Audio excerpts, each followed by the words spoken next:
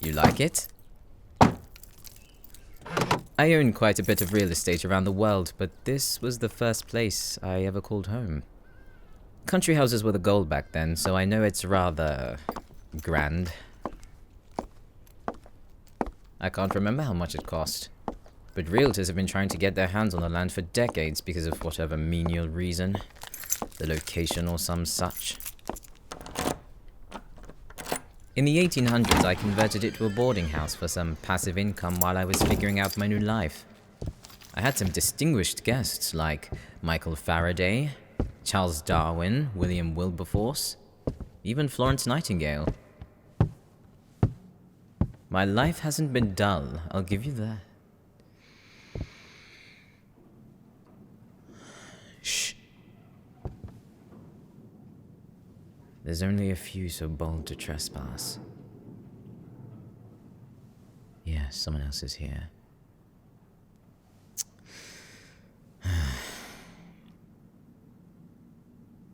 I know exactly who it is. Come. They're not a threat, though they try to be. You'll see in a moment.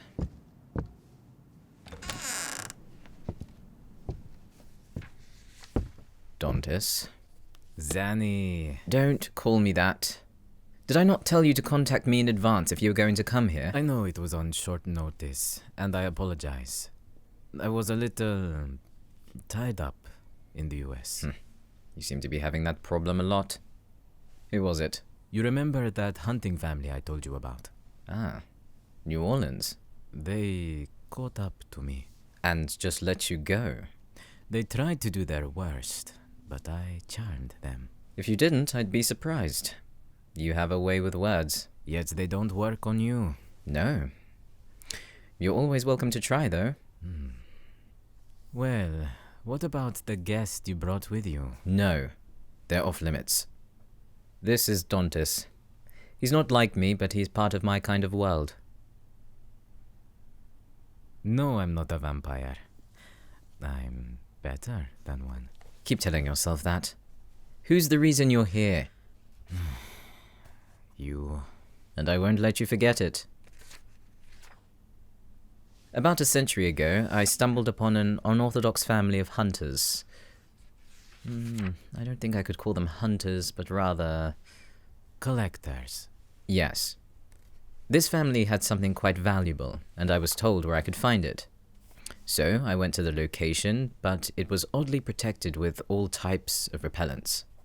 Of course, hunting families are known to keep themselves safe like that, but something felt different. So I ventured underground and saw cages of different creatures locked up. Me included. I'd been there for almost a month, but I saw others come and go. And I heard enough among the hunters to know what was going on. We were being auctioned off to the highest bidder. People who are weak tend to want to control those stronger than them. It's a sign of superiority, to show that they are feared. Most people are afraid of us because not only do they not understand us, they are afraid of what we can do. But some capture us for other means. I don't even want to guess the extent of their ambition. Either way, I couldn't leave without rescuing them, though I didn't do it for free. Remember what I told you? Yes. After being heroic with your strength and agility, you said, I freed you. Now you are in my debt. If I should ever need anything, you must heed my call or I will send death in my wake. Ah, it was so poetic and fierce. You looked very attractive with blood smeared over your lips and your fangs. Xanthus. What? Bloodlust is the new sexy. Anyway, I haven't needed anything from him as of yet, so I keep him on a short leash. Yours is much more comfortable. So I've heard. How long are you going to stay here? Not for long. I needed somewhere to lay low for a while. And I miss this country. You're welcome to stay, but behave. And don't bring anyone here. If you need to sate your appetite, you could do it in someone else's home, understand? Perfectly. Do you need anything right now? You're not getting off that easily. Actually, have you heard about vampiric bonds on your expeditions around the world? Bonds? I've heard about it, but don't know much. I've come across a vampire or two who believed they had found that destined person. When? A couple of decades or so ago. I remember one had lost their bonded partner. She had no expression. She seemed empty, like her heart was gone. Any sign of her humanity ripped away. I don't frighten easily, but the vacant look in her eyes left me unsettled. When people love too much, it happens. We lose the people we love, but because we are immortal, those wounds fester much longer. It's a curse for us, but not because of a destiny. Like I said, I don't know much. But if it's something that your kind are known to experience, I wouldn't be so skeptical. Are you trying to sound wise? You're a child, Xanthus. One that isn't afraid of a destiny. Which makes you a naive child, then. I may have all the time in the world, but I don't want to waste any of it being scared by imaginary novelties. Denial doesn't suit you, Zani. You're an ungrateful brat, you know? You can always find another host to harass. No, I like your home. It's comforting. Well, thank my more important guest. If I didn't need to tend to them, you would already be out the window. We'll do that another time, then. So we shall. Come, let's leave Xanthus to his delusions. It was nice meeting you. Don't let him make a fool of you, eh? Come on. If I'd known he'd be here, I wouldn't have brought you. Just because he's had a brush with death a few times doesn't mean he can waltz into wherever he likes. He might seem nice, but that's his innate charm. He's supposed to appear enticing, so you trust him. And once you fall into his trap, he snatches you. In some cases, he can be more dangerous than me. Strength-wise, I could snap him like a twig. He can regenerate at quicker rates like me, but I'm faster. My strength is driven by my speed. Make yourself at home. Yes, it doesn't fit this day and age, does it? I suppose you could call it historic now. People would pay a pretty penny to stay here, but I don't want to indulge them anymore. I came to realize this property is more valuable without strangers tainting it with their dirt. There are some, like Xanthus, who are permitted to come here if I allow it. And I have some housekeepers on payroll to look after the premises when I'm away. I don't trust them. That's why I compel them. They remember information that's necessary for me and get paid. Everyone's happy. I haven't had anyone personal in this house for a long time.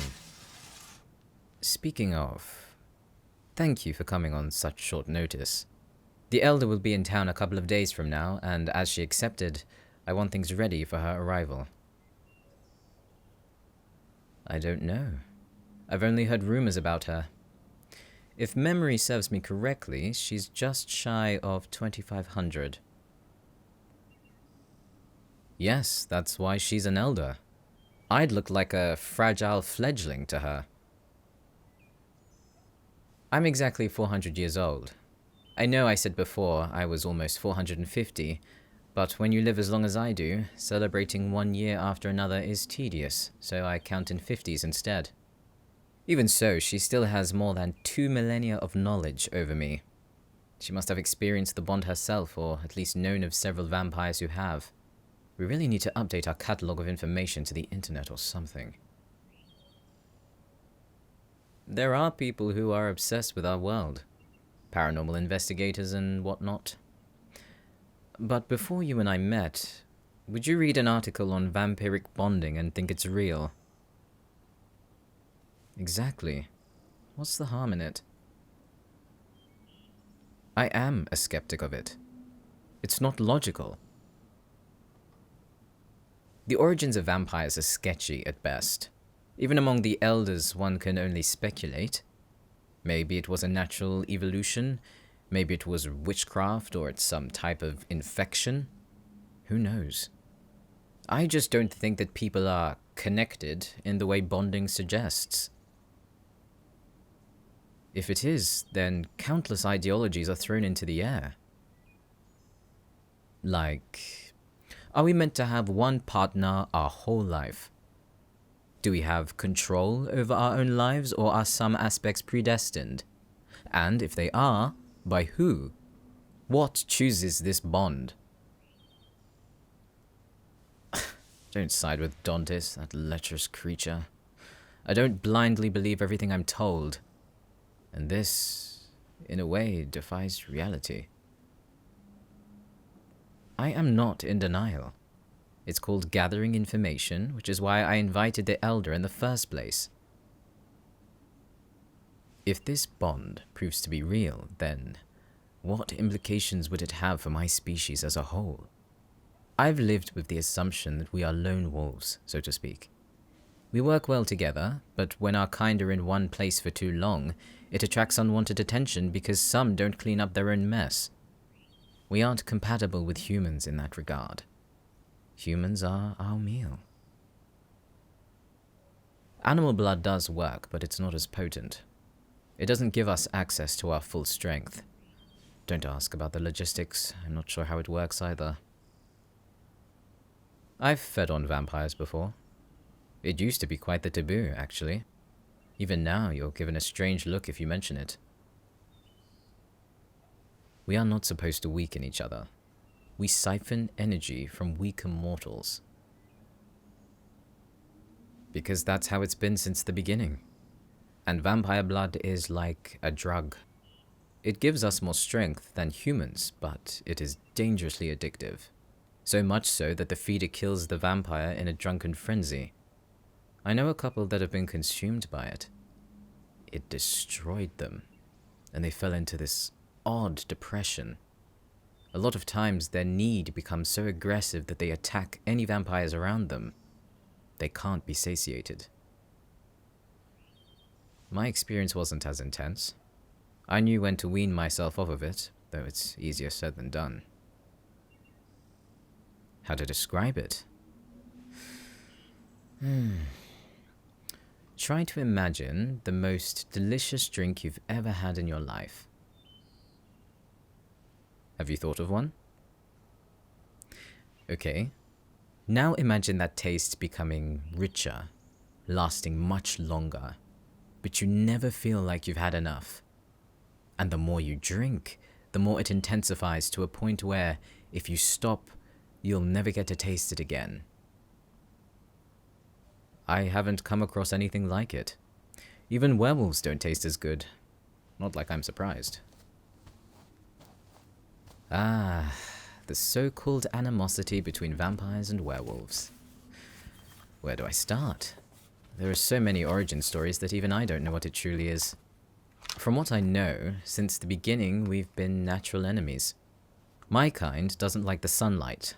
Not because we sparkle when we're in it, but because our senses have heightened considerably. I know you had Twilight in mind, even though I'm nothing like Edward. In any case, the sun on very bright days feels like agony, and our eyes can't adjust to the brightness. We can only handle so much, so we're more active later into the day. But werewolves are akin to shapeshifters. They are mostly human in the way they live, but when they transform, they become self-proclaimed guardians. Thousands of years ago, man trained the wolves, and that led to the domestication of dogs. Back then, wolves were considered allies to humans, and the things that stalked in the shadows were evil. They are ferocious guards, and can match us in strength. No, I don't believe in the rivalry. I wouldn't be able to get anything done. That kind of hate was born years ago, and we've all become civilized enough to understand we work far better together than being constantly at each other's throats. When you live longer than an average lifetime, you understand that blind hatred only hinders you. I don't want to live forever. Do you? Mortality is final. Immortality is a curse. I never wanted to be what I am. But I'd be dead otherwise, so... Still curious. I wonder if that's the only question you want me to answer. Vampires are turned in a couple of ways. You either die with vampire blood in your system, or you're born one. The latter is extremely rare. Almost unheard of, actually. By nature, vampires become sterile. But every 1,000 years or so, the right conditions and anomalies occur, and a vampire is born into the world. Werewolves, on the other hand, can have children. They can create a pack bound by blood that can pass down through generations, whereas vampires must continue the preservation of our species with death. I never wanted children in the first place, so it didn't bother me when I found out. But when some vampires turn others, a sort of bond is formed. It's like choosing who we want in the family, but our lineage doesn't continue. What? No, it's nothing compared to what I feel with you. I've turned quite a few vampires in the past, but this is something I can't explain. I wouldn't say it scares me, but I find it unsettling. Because if this is true, that we have an almost once-in-a-lifetime bond, that means I must protect you with my life. I'm willing to do so. If I die, then that'll be my fate. I'm not fearful of death. If I die protecting you, then my 400 years of living would be worth it for that moment. If I hadn't turned and suffered as I did, I wouldn't be here right now. I don't know what I'd be protecting you from. But I won't let anything hurt you. That is a promise I know I can keep.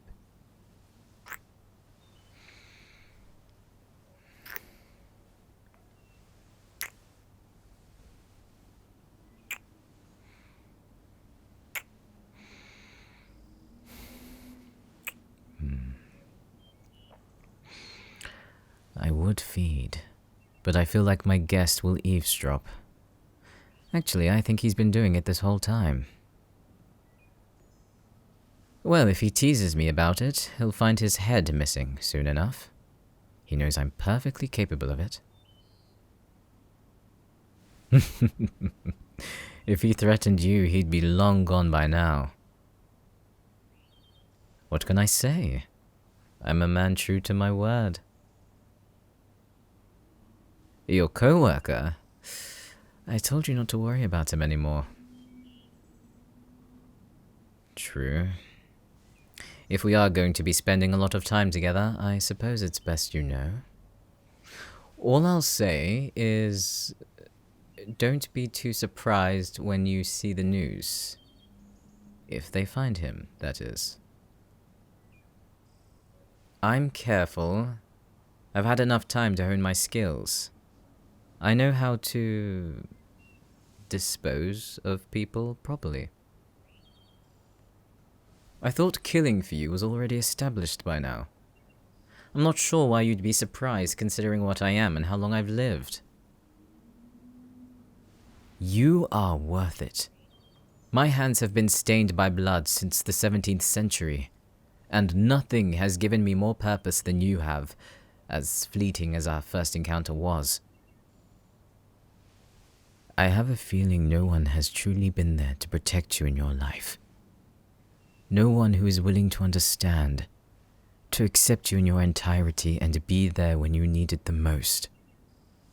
No one to care as much as you want them to. Someone who is solely yours. That is what I'm offering you. To be mine. Good. I only hope that you return that loyalty and understand the lengths that I may go to in order to keep you safe and by my side for as long as I have life. Do you think you can do that? Thank you, love.